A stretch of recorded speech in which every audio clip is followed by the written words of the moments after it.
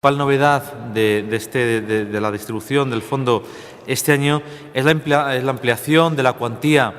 que se da a los municipios de población igual o inferior a 2.000 habitantes.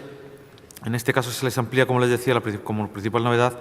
de 10.160 euros que se les daba el año pasado, se le proporcionaba el año pasado a 15.000 euros. Esto va a afectar a 310 localidades, lo cual es importante si tenemos en consideración el número de pueblos y el número de ciudades con esa población que existen en Extremadura,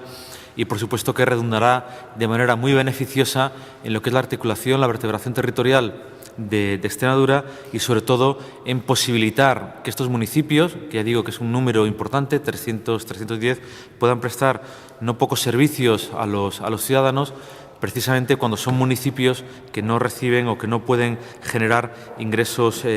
como se puede ocurrir en otros municipios. Por tanto, de la cuantía total de 32 millones, en torno a los 32 millones, que es el fondo, la totalidad del Fondo de Cooperación Municipal, 14 millones van a estos municipios de población inferior o igual a 2.000 habitantes.